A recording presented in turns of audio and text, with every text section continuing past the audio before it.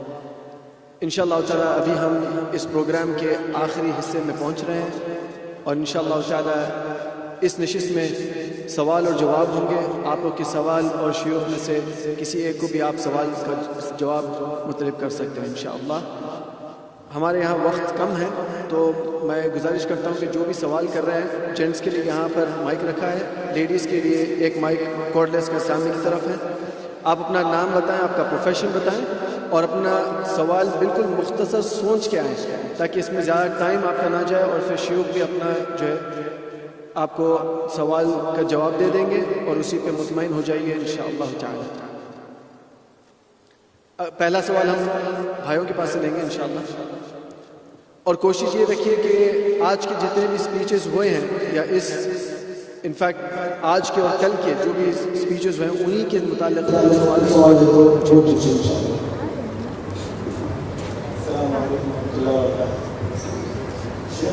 ابھی کے موضوع سے سوال تھا کہ اسلام میں قبروں کو مضبوط کرنا اور قبروں پر جتنا گنبد بنانے کے حرام کی اور منع کیا گیا. لیکن محمد بن عبد الوہاب رحمہ اللہ جب حکیم عبدالعزیز دونوں میں مل کر الحمدللہ اللہ کے نبی کی حدیث سے کہ اللہ کے نبی صلی اللہ علیہ وسلم نے علی رضی اللہ عنہ کو حوالہ فرمایا تھا کہ اے علی تم جہاں کہیں بھی مضبوط خبر پاؤ یا زمین سے اونچی پاؤ اسے زمین کی دعوت دو. تب محمد بن عبد الوہاب رحمہ اللہ نے بقیع الغرقد میں جتنے قبریں کی وہ سارے توڑ کے اسے مضبوط کر دیا تھا. لیکن اللہ کے نبی کی قبر مبارک جو ہے اس کے اوپر حکومت آج بھی قائم ہے. تو شیخ اس کی وجہ کیا ہے وہ میں معلوم کرنا چاہتا ہوں. اور دوسری چیز یہ ہے کہ اسی کے اندر جو گنبد تھا وہ گنبد اگر میں ہسٹری میں پڑھا کہ کبھی سفید تھا کبھی ہرا تھا کوئی پیلا تھا. تو اس بارے میں ذرا بتائیے. جزاکم اللہ خیر. السلام علیکم.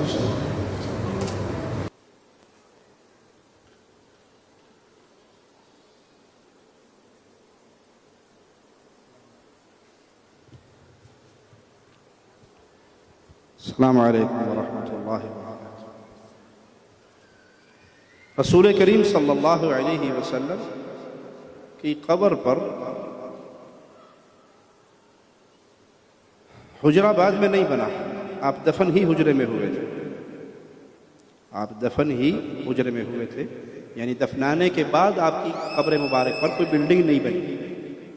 آپ دفن ہوئے سیدہ عائشہ کے حجرے میں.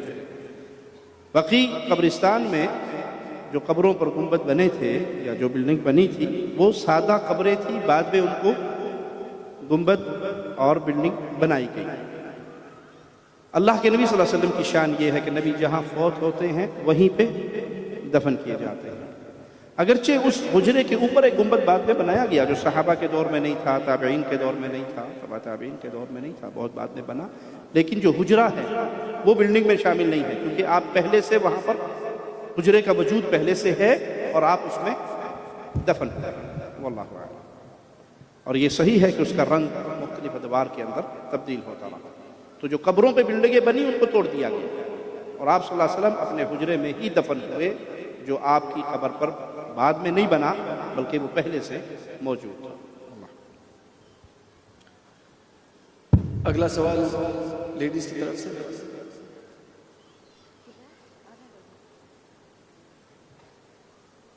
السلام علیکم ورحمۃ اللہ وبرکاتہ. میرا سوال یہ ہے کہ تلاوت کے آخر میں صدق اللہ العلی العظیم پڑھنا کیسا ہے؟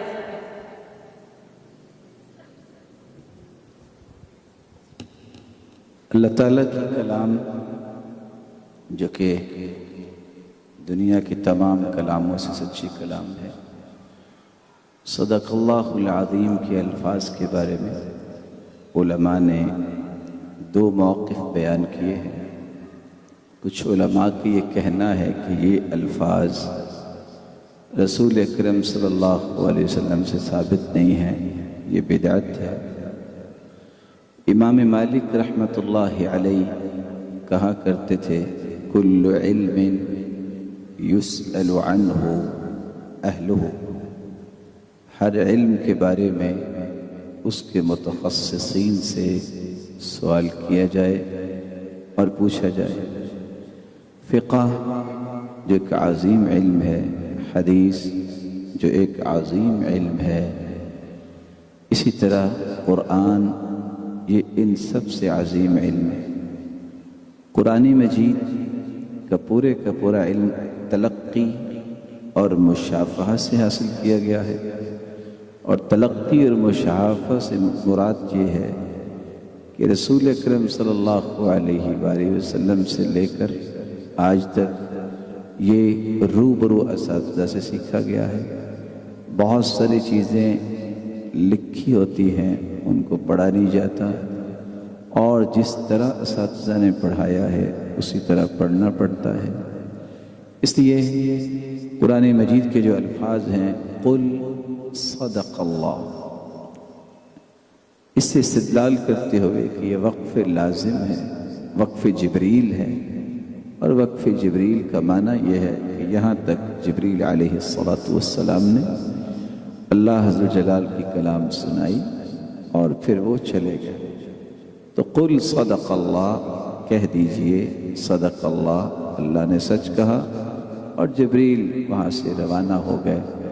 تو اب قل کا جو مقولہ آئے گا کہ کہو صدق اللہ، تو صدق اللہ کہہ دیا، اسی کو بنیاد بناتے ہوئے قرائے کرام جب بھی قرآن مجید کی تلاوت کرتے ہیں تو آخر میں صدق اللہ العظیم کہتے ہیں کہ جو بھی ہم نے پڑھا ہے یا ہم پڑھ رہے ہیں، یہ سنا ہے، وہ اللہ تعالیٰ نے سچ کہا ہے۔ تو اللہ عز و جلال کے کلام کی تصدیق کرنا، صحیح بخاری کی روایت سے بھی استدلال لیا گیا ہے۔ 1374 نمبر صحیح بخاری کی روایت ہے کہ جب سوال کیا جائے گا مومن سے کہ تمہارا رب کون ہے، ماذا تقول فی ھذا الرجل الذی بعث فیکم، اور تمہارا دین کیا ہے، اس سب کے سب جواب دے گا۔ تو جواب دینے کے بعد فرشتے سوال کریں گے کہ تمہیں پتہ کیسے چلا؟ تو اس وقت بندہ مومن کہے گا قرأت القرآن وصدقت بہ وعملت بما فیہ، میں نے قرآن پڑھا اور اس کی تصدیق کی اور اس کے مطابق عمل کیا۔ تصدیق کیسے کی کہ اللہ عز و جلال نے جو کہا ہے وہ سچ کہا ہے، عمل سے بھی تصدیق کی اور زبان سے بھی تصدیق کی۔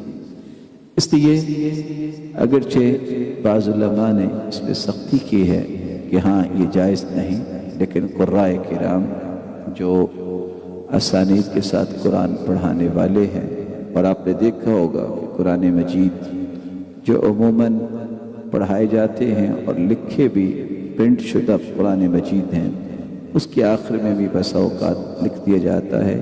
اسی طرح کے دیگر آثار جو امام سیوطی رحمہ اللہ نے نقل کیے ہیں، ان کو دیکھتے ہوئے اس کو اختیار کیا گیا ہے۔ جزاک اللہ خیر شیخ۔ اگلا سوال بھائیوں کی طرف سے۔ السلام علیکم ورحمۃ اللہ وبرکاتہ۔ سر میں روٹر قوم میں کام کرتا ہوں، میرا نام سنا سوال ہے۔ میں نے یہ پوچھنا تھا کہ غیر مسلمانوں کو ان کے تہوار کو وش کرنے کیسے، یا ان کو رپلائی دیں، یا ان سے کھانے پینے کی اشیاء لینا۔ جزاک اللہ۔ وعلیکم السلام ورحمۃ اللہ وبرکاتہ۔ کفار کے تہوار میں شریک ہونا اہل ایمان کے لیے جائز نہیں ہے۔ جو ان کا مذہبی تہوار ہے، اس کے پیچھے ان کا عقیدہ ہے، آپ ایک ایسے تہوار میں شریک ہوتے ہیں جو اس بنیاد پہ ہے کہ نعوذ باللہ عیسیٰ اللہ کے بیٹے ہیں، اور آپ اس پہ ان کو مبارکباد دیتے ہیں، تو آپ اس گناہ میں شریک ہیں اور اس عقیدے کو یا اس نظریے کو یا اس سوچ کو تسلیم کر رہے ہیں کہ میں بھی اس کو مانتا ہوں اور اس میں شریک ہوتا ہوں۔ لہذا کفار کے مذہبی پروگراموں میں ان کی خوشیوں میں شریک ہونا درست نہیں ہے۔ اللہ اعلم۔ اگلا سوال بہنوں کی جانب سے۔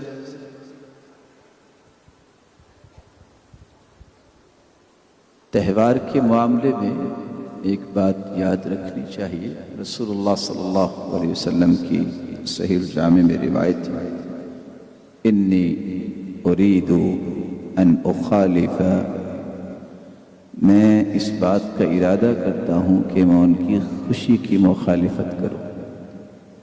تو نان بلیورز جو ہوتے ہیں ان کی اس طرح کی مذہبی خوشی میں شریک ہونے سے اللہ کے رسول نے منع فرمایا، بلکہ سیدنا عمر رضی اللہ تعالی عنہ یہ کہا کرتے تھے کہ جو غیر مسلم کی خوشی میں انڈا بھی پیش کرتا ہے تو اس کا بھی اتنا ہی کفر ہوگا جتنا کافر کا کفر ہوگا۔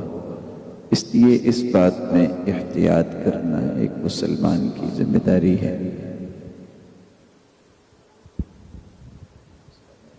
میں نے اپنا سوال رکھا۔ ٹاپک سے ریلیٹڈ نہیں ہے، دوسرا کوئی سوال ہے؟ کوئی اور ہے نہیں؟ تو اگر ٹاپک سے ریلیٹڈ نہیں ہے سوال پوچھیں آپ کا، شیوخ اگر مناسب سمجھتے ہیں جواب دیں گے۔ بہن پوچھتی ہیں، نبی نے کہا اوندھے نہیں سونا جہنمی ہے، ایسا کیوں ہے؟ اوندھے نہیں سونا، اوندھے نہیں سونا، اس کے اوپر کیا ہے؟ حرام ہے۔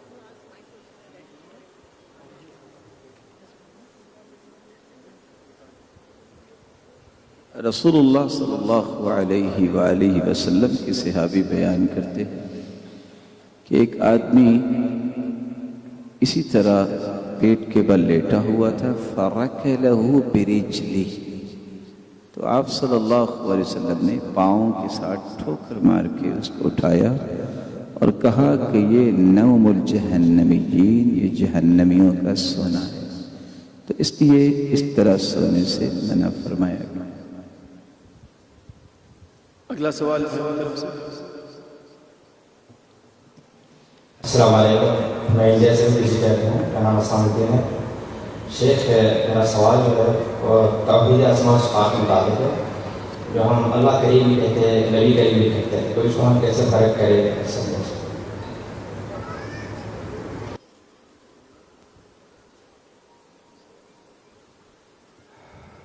بعض صفات ایسی ہیں جو اللہ خالق مخلوق کے اندر بھی ہیں۔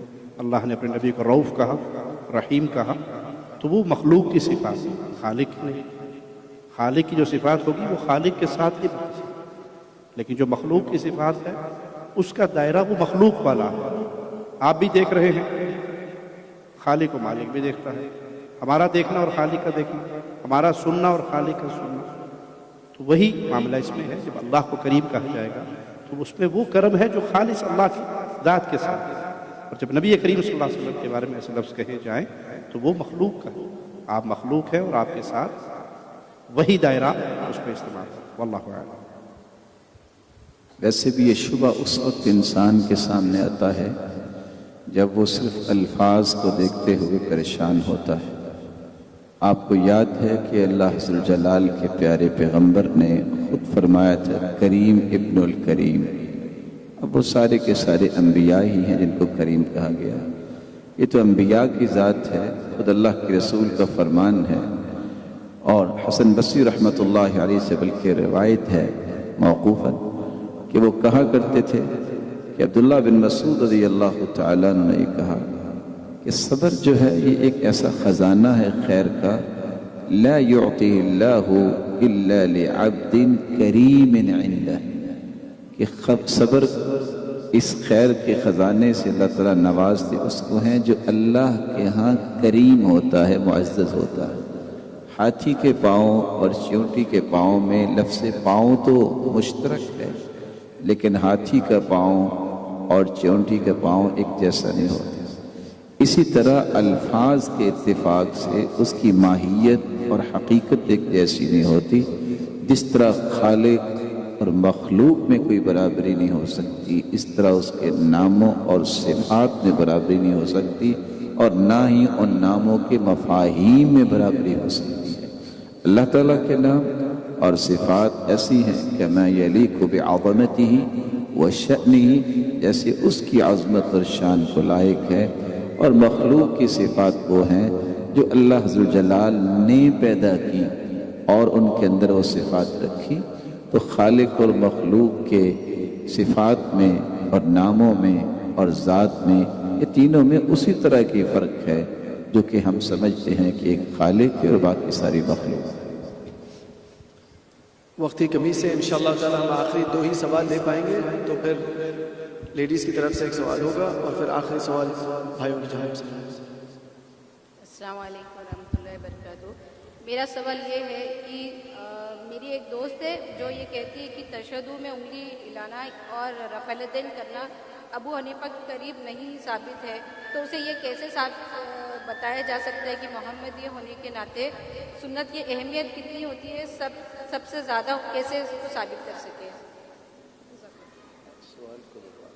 ایک بار پھر سے اپنا سوال مختصر سے انداز میں اس کو رکھیں۔ رفع دین اور تشہد میں جو انگلی ہلانے کی جو حرکات ہے، وہ ہم جو نہیں کرتے ہیں جو لوگ، اور کہتے ہیں کہ ہم 4 امام میں سے کسی ایک امام کو مانتے ہیں، جس میں وہ ثابت نہیں ہے، جو ان کے قریب محمدی ہونے کے ناطے بھی ثابت نہیں ہے، وہ یہ کہتے ہیں، تو ان کو یہ یقین کیسے دلائے کہ نبی کی سنت سب سے زیادہ اہمیت رکھتی ہے 4 امام سے بھی زیادہ؟ اس سوال کو میں 3 حصوں میں تقسیم کروں گا، اور یہ ایک عمدہ سوال ہے۔ مجھے امید ہے کہ اگر آپ 2 سے 3 منٹ اگر توجہ سے آپ میرے ساتھ رہیں گے تو آپ انشاءاللہ اس بات کو سمجھنے میں بڑی آسانی محسوس کریں گے۔ ہمارا ایمان اور عقیدہ یہ ہے کہ اللہ کے رسول صلی اللہ علیہ وسلم سے بڑھ کے دنیا میں کوئی انسان اللہ نے پیدا نہیں کیا۔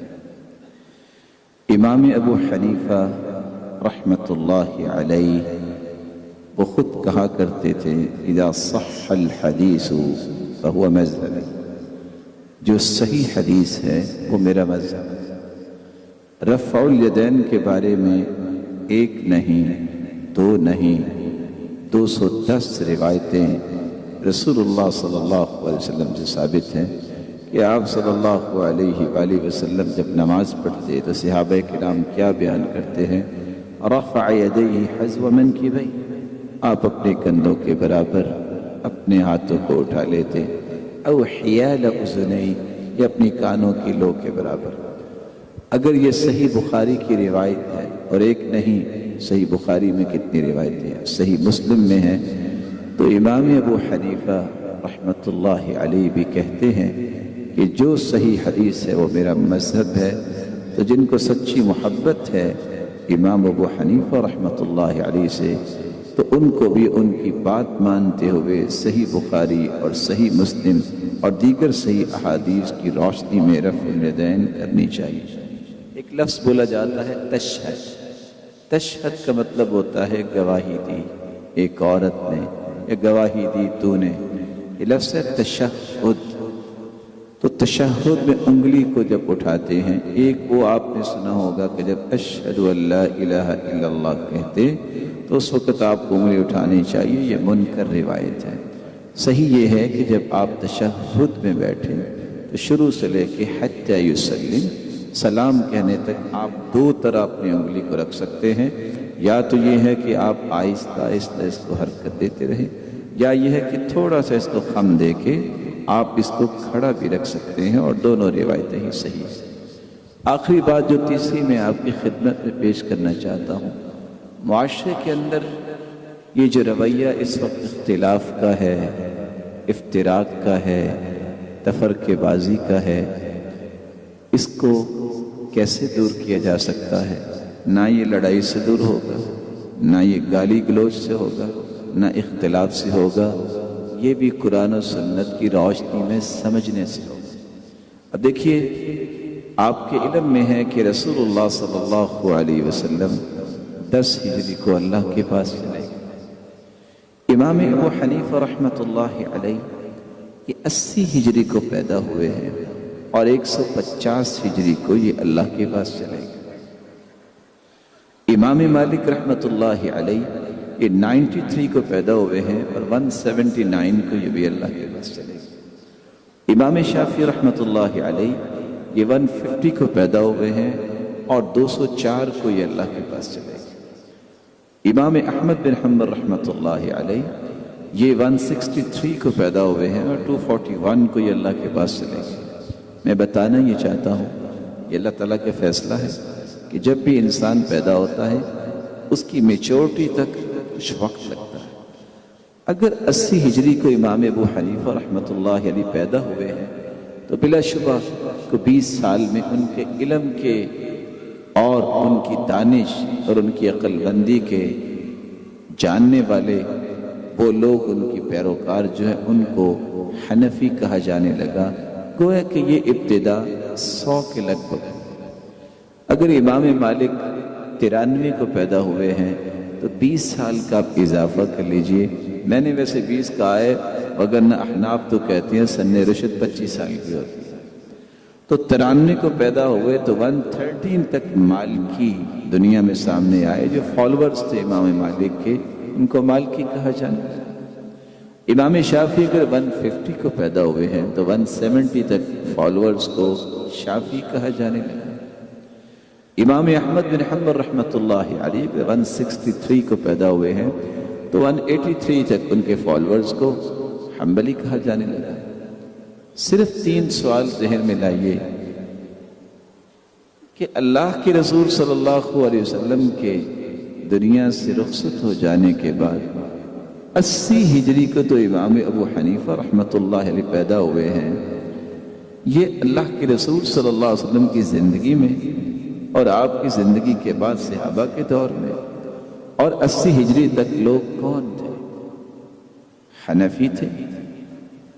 اس وقت تک تو امام ابو حنیفہ رحمۃ اللہ علیہ پیدا ہی نہیں ہوئے. کیا وہ مالکی تھے؟ اس وقت تک تو امام مالک رحمۃ اللہ علیہ پیدا ہی نہیں ہوئے، وہ تو 93 کو پیدا ہوئے. کیا وہ شافعی تھے؟ اس وقت تک تو امام شافعی رحمۃ اللہ علیہ پیدا نہیں ہوئے کیونکہ وہ بھی 150 میں پیدا ہوئے. کیا وہ حنبلی تھے؟ وہ بھی 163 میں امام احمد بن حنبل رحمۃ اللہ علیہ پیدا ہوئے ہیں. وہ تو امام پیدا نہیں ہوئے تھے، فالورز کہاں سے آنے تھے؟ یہ پہلا سوال غور سے انسان کو اپنے آپ سے پوچھنا چاہیے. دوسری بات، کیا جو 80 ہجری سے پہلے پیدا ہوئے، اسلام پہ زندگی گزاری، فوت ہو گئے، وہ جنت میں جائیں گے؟ صحابہ بھی ہیں، تابعین ہیں. جنت میں جائیں گے کہ نہیں جائیں گے؟ اگر وہ جنت میں جائیں گے قرآن پہ عمل کرتے ہوئے، حدیث پہ عمل کرتے ہوئے، اور ان چاروں فرقوں میں سے کسی کی طرف انہوں نے نسبت نہیں کی کیونکہ یہ تھے ہی نہیں، تو آج آپ بھی اگر بغیر لڑائی کے، بغیر فساد ڈالے، قتل و غارت اور گالی گلوچ اور بدتمیزی کرنے کے بغیر قرآن و سنت کے مطابق آپ زندگی گزاریں، سب علماء فقہا کا احترام کرتے ہوئے آپ اگر عمل کرتے ہیں تو رب تعالیٰ مجھے اور آپ کو بھی جنت دیں گے. لیکن اگر اللہ نہ کرے کوئی یہ بات کہہ دے کہ چونکہ ان کا تو کسی مذہب کی طرف، کسی مسلک کی طرف نسبت نہیں تھی، وہ جنت میں نہیں جائیں گے، تو میرے بھائی اگر صحابہ اور تابعین جنت میں نہیں جائیں گے تو پھر کون جائے گا؟ اس لیے ہمیشہ اس بات کو ذہن میں رکھیے کہ یہ تفرقے لوگوں کے بنائے ہوئے ہیں. علماء امت، فقہائے اعظام، ان کا ایسا کوئی معاملہ نہیں تھا. آپ سوچ سکتے ہیں کہ امام مالک کیا کہتے ہیں کہ میری بات جب حدیث کے مخالف ہو تو دیوار پہ مارتا. امام ابو حنیفہ اور امام احمد بن حنبل، امام شافعی رحمۃ اللہ علیہ کیا کہتے ہیں کہ جو بھی صحیح حدیث ہو کہ میرا مذہب ہو. اور امام احمد بن حنبل کیا فرماتے ہیں رحمۃ اللہ علیہ کہ جب میری بات حدیث کے مخالف ہو تو جان لو ان عقلی قد ذہب، کہ میری عقل ہی چلی گئی. اس لیے اللہ تعالیٰ سے دعا کیجیے اللہ امت کو لڑائیوں سے بچائے، فساد سے بچائے، محبت کے ساتھ، احترام کے ساتھ، خالص کتاب و سنت کی روشنی میں زندگی گزارنے کی توفیق عطا فرمائے.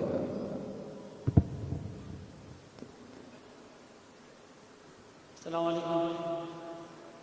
ابو داؤد کے اندر ایک حدیث ہے کہ ایک صحابی نماز پڑھی تو وہ اپنا جو دیوبند اپنی شلوار جو ہے وہ کرنے سے نیچے لٹکا کے پڑھ رہے تھے، تو حضور صلی اللہ علیہ وسلم نے ان کو بھیجا کہ جاؤ وضو کر کے آؤ. ایک بار، دوسری بار اور 3 بار انہوں نے اس کو بھیجا کہ جاؤ وضو کر کے آؤ. تو ایک دوسرے صحابی تھے، انہوں نے حضور صلی اللہ علیہ وسلم سے پوچھا کہ آپ نے ایسا کیوں کیا؟ تو حضور صلی اللہ علیہ وسلم نے فرمایا کہ جو شخص اپنا دیوبند یا اپنی شلوار کرنے سے نیچے لٹکا کے نماز پڑھتا ہے تو اس کی اللہ تعالیٰ نماز قبول نہیں کرتا ہے. تو میں یہ پوچھنا چاہ رہا کہ صرف نماز تو قبول نہیں ہوتی، تو حضرت نے اس کو 3 بار وضو کرنے کے لیے کیوں کرا؟ کہ وضو کی اگر ہم اپنا جو کپڑا کرنے سے نیچے لٹکائیں گے تو وضو بھی نہیں رہے گا اس کا. وعلیکم السلام ورحمۃ اللہ وبرکاتہ. اس بات میں تو دو رائے نہیں، صحیح بخاری کی روایت ہے، ما اسفل من الکعبین من الازار فی النار، جو بھی مرد تہبند، چادر یا شلوار جو کچھ پہنتا ہے اگر ٹخنوں سے نیچے ہو، خواہ مسجد میں ہو، بازار میں ہو یا گھر میں ہو، اگر وہ ٹخنوں سے نیچے رکھتا ہے اور توبہ نہیں کرتا اور اسی طرح دنیا سے چلا جاتا ہے تو یہی سا جہنم میں جائے گا۔ اس بات میں تو دو رائے نہیں، جو کہ حدیث کی نص آ گئی۔ رہا آپ نے جو حوالہ سنن ابی داود کا دیا ہے، جس میں آپ کے بقول کہ اللہ کے رسول صلی اللہ علیہ وسلم نے کہا کہ نماز نہیں ہوتی، ایسی بات نہیں ہے۔ فَأَمَرَهُ أَن يُعِيدَ، اللہ کے رسول نے حکم دیا کہ وضو کرے۔ اس روایت میں علماء نے کلام کی ہے، اور اس کے نتیجے میں ہی علماء کہتے ہیں کہ اس سے وضو نہیں ٹوٹتا، لیکن اس کی سزا چونکہ الگ آئی ہے۔ اور دوسری روایت کے الفاظ ہیں، جو مسبل ازار ہوتا ہے، ٹخنوں سے نیچے لٹکانے والا، اپنی چادر کو یا شلوار کو اللہ عز و جلال اس کی طرف نظر رحمت نہیں ڈالیں گے۔ اور رسول اللہ صلی اللہ علیہ وآلہ وسلم نے اور بھی اس کے بارے میں وعیدیں سنائی ہیں۔ یہ تکبر کی علامت بھی سمجھی جاتی ہے، اور جس کے دل میں رائی کے برابر بھی تکبر ہوگا وہ جنت میں نہیں جائے گا اگر وہ بغیر توبہ کے دنیا سے رخصت ہو جاتا ہے۔ انشاءاللہ تعالی پروگرام کے اختتام پر اور خلاصہ پیش کرنے کے لیے میں دعوت دیتا ہوں جناب احمد حامد کو کہ وہ آئیں اور آرگنائزرز کی طرف سے انشاءاللہ تعالی ہم سب کو اپنے اظہار خیال پیش کریں۔ احباب گرامی، اللہ تعالیٰ آپ کو سلامت رکھیے۔ آپ کے چند لمحات ہی میرے محترم اور مکرم حامد بھائی کو چاہیے ہوں گے، اب 2 منٹ ذرا تشریف رکھیے۔ یہ بھی سیرت کا ایک حصہ ہے کہ مہمان جب آتا ہے تو جب اس نے جانا ہوتا ہے تو اجازت دے کے جاتا ہے۔ تو آپ تو بہت اچھی اچھی باتیں علماء سے سنی ہیں، تو میں طالب علم بھی آپ سے گزارش کرتا ہوں آپ چند منٹ تشریف رکھیے اور بھائی کی مکمل بات سن لیجئے۔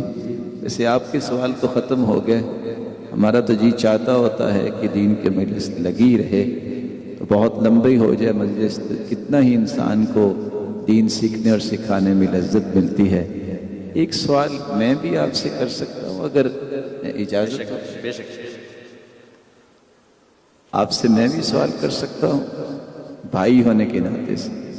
ہو سکتا ہے چاند ہی چھوٹے مجھ سے ہوں گے، باقی تو سارے محترم ہی بیٹھے ہیں۔ کر سکتا ہوں سوال؟ بولتے نہیں، لگتا ہے بھوک لگی۔ اچھا،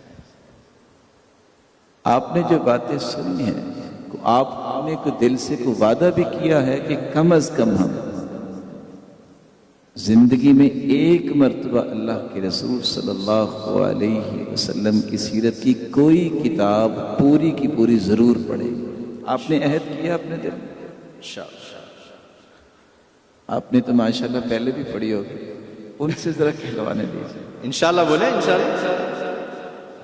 اگر آپ بھائی اور بہنیں سیرت کی کتاب ایک مرتبہ مکمل کر لیں تو یہ 2 دن کی کانفرنس کی کامیابی اللہ کے فضل سے اس میں کوئی کسر نہیں رہے گی۔